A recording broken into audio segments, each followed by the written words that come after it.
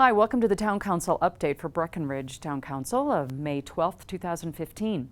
I'm Kim Dykstra with the Town of Breckenridge, and we've got an update on the council retreat that's held in the spring and in the fall. This one in the spring is a retreat that the council gets together and gets to talk about kind of the big picture. What's going to happen in the next 3, 5, 10 years, and how can we plan for that? So the spring retreat was held on May 12th instead of a regular town council meeting. We had followed by a town council meeting that we had some legislative items that we updated and we approved on second reading. And those were all held May 12th. And we'll have the highlights from the town manager, from Tim Gagan, in just a minute.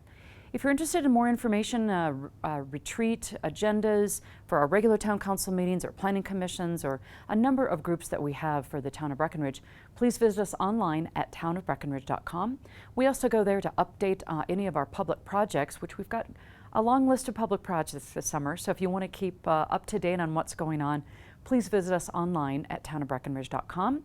We also are, you can follow us on Facebook and or Twitter, and we'll look forward to having you engage more with the community as what we're going on with the town of Breckenridge. Let's hear from Town Manager Tim Gagan on the updates for the May 12th retreat from the Town Council. So as we do twice a year, we have a retreat with the Town Council. So they can just kind of, outside of a regular meeting where they have to talk business, is they can kind of talk about big ideas. Yep. So we have a spring one, we talk about kind of the big ideas and where we're going for the next 5, 10, 15, 20, 25 years.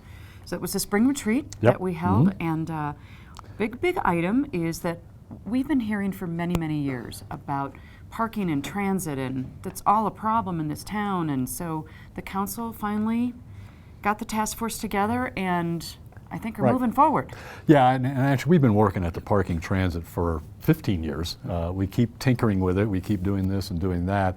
But this council, when they got elected, in particular said, you know, it hasn't worked. It hasn't worked enough to alleviate some of the concerns we have within the community, and it's gotten worse, you know, obviously with increased skier traffic and the ski area expanding and doing things like that. So they still feel the pressure of parking, congestion, and, you know, is our transit system enough? And we had to cut back things during the recession, all those type of things. So the council really took the bull by the horns and said, let's really get this done, and let's come up with a plan, a really far-reaching plan, not just these short-term type fixes. And we have had a task force working for the last 6 to 7 months, great group of people from throughout the community, working with our police chief. And the council has been hearing the results of that task force over the last month or so at our council meetings. And they said, now at the retreat, let's bring it all together. Let's come up with what we think is the best way to approach the long-term, not a total solution, but certainly a great relief to all these types of problems. And they did. And it was very exciting. They all came together very strongly on several key points of the plan. The linchpin, as I call it, is a parking structure. Not a surprise that we've talked about parking, expanding our parking in certain areas throughout the community, but the task force came back with a recommendation that parking structure should be an F-lot, which is located right across from the village, right on Park Avenue, very visible, very easy to get to. It's already a parking lot. And they're looking at parking anywhere from 500 to 900 spaces. The nice thing about it, it doesn't have to be built very big. It actually can go down because of the grade differences there, and you'd only have 1 story above the current parking. So it'd be like a very low level parking, and they're still worried about aesthetics, all those type of things. But clearly that is, that allows so many other elements of our parking plan within the community to work. The second part was, how do you get employees off of key visitor or guest parking areas, Main Street, Ridge Street, Ice House Lot, those type of things. It's always been a recurring problem where we have the employees are parking in the prime spots that are generating the revenue. But at the same time, you want to have a place for the employees. So that was the second component, is what do we do to encourage the employees to move to a different spot? Keeping in mind the parking structure may offer alternatives for employee parking, so they can move to a better place. And then also to get skiers to not park in prime spots along those same streets. So some of that is regulatory, reparking, not being able to go out and move your car every 3 hours to circumvent the system. but at the same time creating employee-only parking areas right around the core. Ice house lot, the ice rink lot, some of the other Tonopah and a few of the other lots right around there. It would be key to create employee-only areas so that they're not competing with skiers to park. So again, creating those type of opportunities and having a solid transit system that links all those key parking areas, including our north intercept lots and the ice rink area, into the core of town so that people that can carpool or people that can park outside of town and don't need their car during the day can actually get into town very conveniently, fairly frequently. Another incentive to get them not to come park in the core of town. So all those pieces were a part. And on top of all that, the council is very excited about some technology things that could really help all this. And, you know, in many big cities today, you can get an app that'll tell you what parking spaces are open. So you're not rooting around town trying to find it. So the whole idea is to get visitors to go directly to parking, both between what the ski area provides, but also with this new structure, so that they're not tooling around trying to find smaller lots scattered around town. Employee-only lots that would be, you know, basically permitted for employees, so they know where to go, they know there's going to be a spot there. And then making sure our transit system all works. So that's kind of the outline of the plan. The council's next step is to take that out to the public. Even though we've had a good task force, a lot of good feedback, they want to present the plan because they know a lot of people aren't dealing with this day to day. They want to unveil it. The big challenge at the end of the day is going to be, how do you pay for that? This parking structure is not inexpensive. We're looking at $40 million potentially to do it well, including some roundabouts at Village Road and a bridge over to the village. But they believe it's the key. And hopefully the community will support that. And then we'll have to figure out a revenue stream and some debt of how to do that. And certainly key to that is going to be a role by the ski area, because they are one of the generators of an awful lot of the parking and congestion issues that we experience. So all that'll be in the mix probably in the next couple of months, and I think they're real excited about laying it out to the public. Yeah, this is an exciting time. Like you said, it's been 15 plus years that we've been looking at the transit and the parking, and it's really coming together as an integrated plan this time. Right. Whereas it's been sort of a little bit here and a little bit there. This is a much more integrated plan. So very much so. Great work on the task force. Yep, very excited. Yep. Great thank you to them. They really put a lot of, and they're not done. They're going to help us continue to fine tune the plan. And I think they're very excited that they really came to the table. Now, the one issue that did not meet with acceptance, I ought to mention that, is it's always been on the table, is paid parking.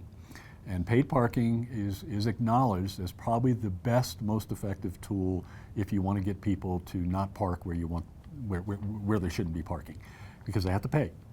Well, the council felt that we should do everything else but that, at least at start, to get the parking structure resolved, get the other enforcement issues like no reparking and no skier parking, those type of things, create the employee parking only areas, see if that works. And if in fact we get compliance, then paid parking is less needed. But it's still there.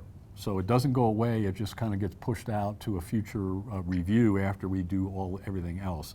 And that's a strategy that they've come up with related to paid parking, because they know it's also controversial. Exactly, yeah. So, and then also at the spring retreat, the council really sits down and kind of looks at what are the big projects and where do we want to kind of make our blueprint for the next year or two. Right. So it's kind of related to the CIP, the capital improvement budget, our projects budget, as well as you know, just some of the goals and objectives that they've kind of put together. So they really intermingle. Recreation has been a very big topic. Rec center, we've got a lot of public input. We had a group that came and talked about putting, you know, a roof on top of the ice rink. Exactly, and then be able to create some team space for training for our youth. So it's kind of all in the mix. Yeah, well, and capital always is, it's both fun, but it's also challenging because it's not cheap. And the council recognized very quickly that with the first decision about the parking structure, that's number one. And the success at figuring out that is really going to help to drive what we can do for all the other projects. Now, there's certain things we do every year: paving, concrete repair, those basic stuff that are infrastructure preservation type of things, those will always be in the capital improvement plan. But then there's the wish list, or would like to have, I think is the phrase they used, as opposed to need. And those are things, as you indicated, that have been talked about within the community. Over at the rec center, we have some pressure points, some congestion issues related to certain times of the day when there isn't always enough space for everybody. There is the ice rink, which never had an outside roof, and it'd be nice if we could do those. We have the Riverwalk Center that still sits there without a good lobby and without indoor restrooms, which has been on the table for a while, but the council's kind of held off waiting to see what happens with F-lot because it relates to parking right there. All these pieces kind of come together. So what the council did was say, okay, the F-lot parking structure is number one. If we figure that out, then we know what kind of money we have left to talk about these other projects. But let's put them on a list. And that list includes the Riverwalk Center lobby, the roof over the ice rink, rose to the surface, looking at a couple of different ways to maybe expand the rec center without spending a huge amount of money. All those were kind of came out of the prioritization list.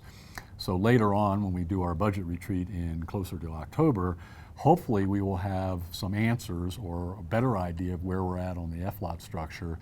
And then in turn, the council can start looking at these other ones. And they also mentioned that in some of these, maybe it needs a little bit of community support. We do have some certainly special interest groups that step up and say, boy, I'd love to have this. But is that the broader community? And so the council was also indicating it'd be nice to see some broader support for a few of these projects, and that way it would even potentially help offset some of the funding. So the capital discussion went along that direction with the idea that we have some idea of what we might like to do, but we won't finalize it until later on. And I think it's worth noting that when the council has put together these 9 top goals that they're working on, and it's actually a continuation of the last few years, that affordable or workforce housing and childcare, and especially the workforce housing. I mean, it actually is pretty exciting. We have 4 projects that are in various different levels or different stages. We've got Pinewood 2 that's going up, and that will be actual construction. Yep. And we've got some other things that we're working on with the county on County Road 450 by moving the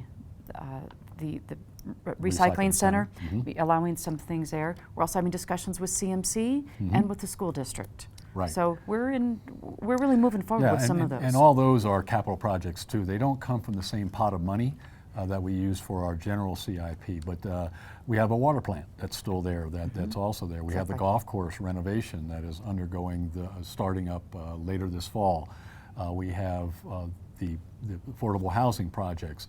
All those are capital projects, but in many cases they are coming from a separate revenue stream. 5A is the example for affordable housing, where over the ballot question that the voters approved a number of years ago help us generate money to look at these partnerships and to do these affordable housing projects, and with the county and with any other partners that we can find, CMC and hopefully the school district also. So they're all very exciting and they're off and running.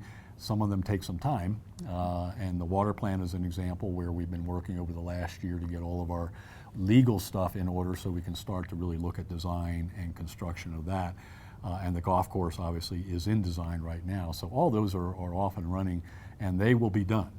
They're not contingent on the F-lot parking structure to move forward. Right. And the golf course, just to make note, it's basically just replacing the irrigation lines that are irrigation, bunkers, some of those type of things. So right. It's not a whole new golf course. No. So, just a sprucing up, as we call it. Exactly. Great. Okay. And there were a number of things that we also talked about at the regular meeting. They had a regular meeting following the retreat. We had 5 legislative things, nothing hugely noteworthy, although with a Comcast. Yeah, we finally have completed our Comcast franchise renewal and lease with them related to the head end, so that's all completed after a number of months of work. And we've also finished up our our written form of how we're going to handle events and special filmings, those type of things. So those have been put in place, and they're now legislatively approved. And the other one is that we've continued our moratorium on new marijuana, new licenses. Right. So all the existing licenses are in place, but the council wants to give it another year see how the increased activity out on Airport Road is handled. We have a number of things we're going to talk about related to safety, lighting, bus stops, crosswalks, those type of things. Now that, particularly in the winter months when it's dark out there, there's a lot of activity, and we want to make sure that that business generation out there doesn't end up in some kind of an accident that we could hopefully prevent right now. And once we see how that all works out, the council may then decide is it appropriate to lift the moratorium to see if there's any more potential licenses. Exactly. And one more last item on the retreat. The council is really, they have a wonderful cash grant program that we're getting ready to get some information out for the nonprofits that they ask for dollars from our community. But we also have an in-kind or a waived fees type of a program, and we've done some pretty significant improvements at some of our cultural facilities. Right. So we're just trying to figure out how to balance that all out. Yeah, we have always been fairly generous about allowing the use of different facilities, either at a no cost or a low cost. And now with our new Breck Creative Arts and the improvements we've made to a lot of those buildings, particularly the Riverwalk Center with very expensive equipment, and at some of our other ones, and the future Breckenridge Theater, which will be totally redone, the council's been trying to figure out how that in-kind process should work as it relates to those new facilities, but also as it relates to our current facilities. Rec Center gets a lot of requests for, the golf course gets requests, everybody gets requests. So they've asked the staff to go back and take a look at that and try to come up with a fairly understandable and equitable system that doesn't necessarily give everything away for free, but certainly treats our nonprofits with a preferred type of approach, particularly if they're doing good work for Breckenridge, is the simplest way to say it. And that other groups that are maybe outside the community or even outside the county, maybe they are treated differently. And certainly for-profit groups would be treated differently in terms of paying their fair share for the use of facilities. And then the one thing that seems to resonate is that most people believe direct cost that we have to incur by paying somebody to do something, cleaning up the facility, whatever, should be something that is reimbursed back to the town so that not everything is completely free. Exactly. Great. Well, it was a great day of council retreat and talking about big issues and planning for the future. Council did a great job. They really focused an awful lot of energy and time for a full day to try to look to the future of this community. Yeah, it was a great day. Great, thank you. Sure, Kim. There you go. Some things going on with the Town Council of Breckenridge, Colorado for May 12th, 2015. We have our Town Council meetings on the 2nd and 4th Tuesdays of the month, so the next Town Council meeting will be Tuesday, May 26th. Work session will be right here in Council Chambers located in the Breckenridge Town Hall. It starts at 3 o'clock where we have a work session followed by an evening meeting with an area for public comment starting at 7:30 at night. If you're interested in any of the things that are going on, please visit us online at townofbreckenridge.com or follow us on Facebook and on Twitter. On behalf of the Breckenridge Town Council and all of us here at the Town of Breckenridge, thank you for your interest, and we look forward to seeing you at our next Town Council meetings.